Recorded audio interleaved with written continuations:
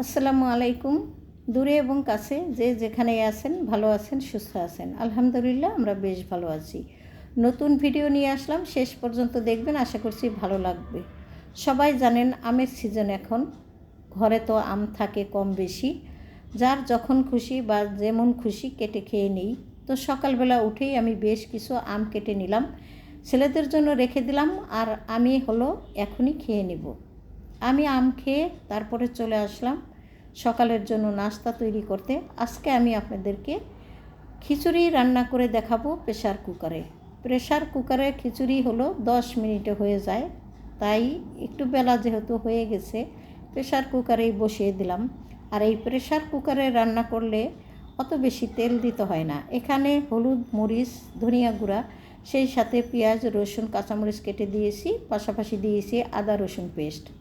তো যাই হোক, হাতে মেখে আমি খিচুড়িটা বসিয়ে দিই, 10 মিনিটে হয়ে যাবে।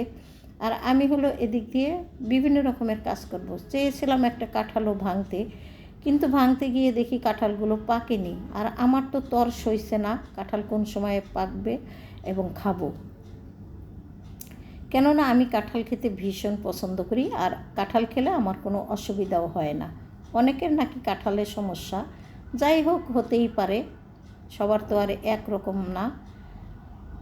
খিচুড়ি তো আমি পাশের চুলায় বসিয়ে দিয়েছি, আর এই চুলাতে আমি ডিম ভাজি করে নিব, পাশাপাশি একটা পেঁয়াজ ভর্তা করে নিব, আর সেই সাথে আচার দিয়ে আমরা আজকে সকালের নাস্তাটা করে নেব। খিচুড়িটা এত সুন্দর হয়েছিল কি বলবো, শুধুমাত্র ছেলেদের কারণে আপনাদের সাথে সম্পূর্ণভাবে শেয়ার করতে পারলাম না।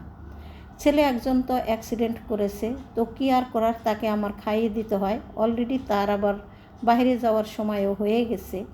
তো ছেলে বাইরে যাবে, তাকে আমি খুব সুন্দর করে রেডি করে খাইয়ে দিলাম, তারপরে সে বাইরে চলে গেল। আর এই যে দেখতেই পাচ্ছেন বাসার ভিতরে যে কি অবস্থা। সামান্য একটু পোলাও রান্না করে নিলাম, আর সেই সাথে রান্না করেছিলাম গরুর মাংসের কুরমা। তো রান্নাটা আমি আপনাদের সাথে শেয়ার করতে পারিনি, আমার ইচ্ছা আছে আরেকদিন আমি রান্না করব, সেই সময় আপনাদের সাথে সম্পূর্ণ শেয়ার করব। তো রান্না শেষ হয়ে গেছে অনেক আগে, কেউ তো আর খাবার খেতে আসে না, কি আর করার, মিজাজ খুবই একটু খারাপ হয়ে গেল। তো সেই কারণে আমি কি করলাম, খাওয়া দাওয়া যে যখনই খেলো ইচ্ছা মতো যার যার, আর খেতে খেতে 3টা 4টা বাজিয়ে দিল। এখন আসরের সময়, এখনও কিন্তু একজন খাবার খাচ্ছে। তো একজন একজন করে খাবার খেলে এই রকম ভিডিও আর কিভাবে করি, সেই কারণে আমি আর ওই সমস্ত ভিডিও করতে পারলাম না। এরই মধ্যে কিন্তু তুমুল ঝড় বৃষ্টি শুরু হয়ে গেল। তো ভাবলাম যে খাবার খাচ্ছে খাক, আমি আমার মতো করে বৃষ্টি বিলাস করতে চলে যাই বারান্দাতে। তো চলে আসলাম বৃষ্টি বিলাস করতে বারান্দায় এসে দেখি অনেক নামাজিরা আটকে পড়েছে বৃষ্টিতে। ভাবলাম একটু ক্যামেরাতে বন্দি করে নেই, আপনাদের সাথে শেয়ারও করি। এই যে দেখতেই পাচ্ছেন বেশ কিছু লোকজন ভিজে ভিজে চলে গেছে, কেউ ছাতা মাথায় দিয়ে চলে গেল, আবার কেউ ওখানে অনেকক্ষণ পর্যন্ত দাঁড়িয়ে রইল। কি আর করার, ধরে নিলাম ক্যামেরাতে। এই যে দেখতেই পাচ্ছেন এখনও কিন্তু আকাশে বেশ কিছু মেঘ জমে আছে, বৃষ্টি হয়তো আরও অনেকক্ষণ পর্যন্ত হবে।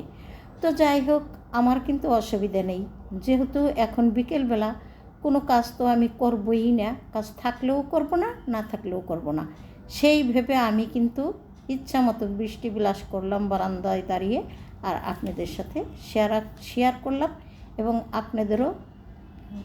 আপনাদেরকে নিয়েও বৃষ্টি বিলাস করলাম। যাই হোক, খুব ভালো লাগলো।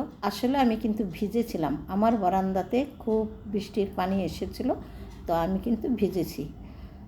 তো মোটামুটিভাবে আজকে আপনাদের কাছ থেকে বিদায় নিতে হবে। তো সামনে কি আছে না আছে দেখতে থাকেন, আর আমি আপনাদের কাছ থেকে বিদায় নিই। আল্লাহ হাফেজ।